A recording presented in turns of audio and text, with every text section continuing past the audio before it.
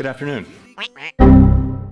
씨발. 매매하시는 분들 중에 지표 발표를 모르시는 분은 없을 겁니다. 원래 모르시던 분들도 매매하다가 갑자기 나오는 변동성에 손절이 나가게 되면 뭐야 갑자기 왜 이래? 뭐 기사 떴나? 하고 이유를 찾아보다가 CPI가 예상치보다 높게 나왔다든가 PMI가 예상치보다 하회했다든가 FOMC 연설 중이라든가 하는 얘기들을 접하게 되면서 자연스레 지표 발표의 존재를 알게 되셨을 겁니다. 혹시라도 지표 발표가 뭔지 모르시는 분들을 위해 간략히 설명해드리면 investing.com 사이트에 들어가셔서 위에 경제 캘린더를 누르시면 지표 발표 목록을 보실 수 있습니다. 저는 여기서 필터를 누르고 국가 선택에서 지우기를 누른 다음에 미국 하나만 체크합니다. 그리고 밑에서 중요성은 별 3개만 체크를 하고 적용하기를 누릅니다. 그럼 앞으로 예정되어 있는 지표 발표 목록을 이렇게 보실 수가 있어요. 많은 분들이 경제 지표 발표, 예를 들어 금리 결정이나 고용 지표, CPI 같은 것에 너무 집착합니다. 이 결과치를 미리 알면 마치 돈을 벌 수 있을 것처럼 생각하는데 현실은 그렇지 않습니다.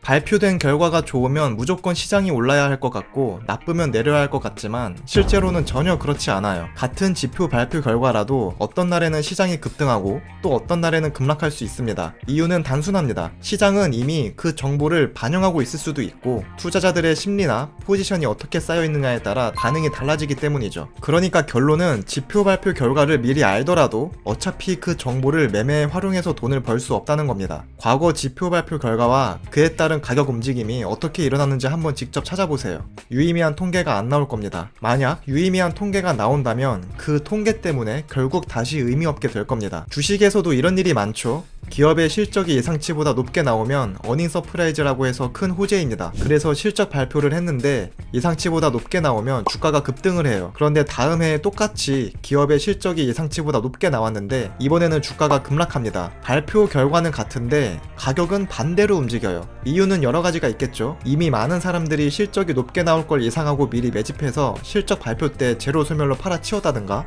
혹은 실적 발표 때 쏠리는 매수세의 물량을 한꺼번에 떠넘기려고 대주주가 매도했다든가 지표 발표도 마찬가지입니다. CPI 결과치가 갑자기 아무도 모르게 우주 어딘가에서 계산되어 발표 시간에 짜잔 하면서 전 세계 최초로 공개되나요? 아니죠. 이미 그 시간에 발표되게끔 다 미리 계산해서 결과치를 입력해 놓고 기다린 거죠. 그럼 그 결과치를 입력한 사람은 이미 그 정보를 알고 있는 거죠. 그런데 그 사람만 알까요? 그 결과치를 조사하고 계산한 사람들 모두가 알고 있겠죠. 그럼 그 사람들만 알까요? 그 사람 지인들도 다 알겠죠. 그럼 그 사람 지인들만 알까요? 그 사람 지인들의 지인들도 다 알겠죠. 우리보다 큰 돈 굴리시는 높으신 분들은 이미 다 알고 있을 겁니다. 만약 모르더라도 방구석에서 결과치가 어떻게 나올지 예상하고 있는 우리들보다는 더 높은 정확도로 예측할 겁니다. 사용료만 1년에 약 4천만원짜리인 블룸버그 단말기를 쓰면서 매매하고 있는 사람보다 과연 우리가 지표 발표 결과를 더 정확히 예측할 수 있다고 생각하는 게 정상일까요? 그렇다면 방구석에서 마우스 딸깍질하면서 매매하고 있는 우리들은 어떻게 해야 할까요? 답은 매우 간단합니다.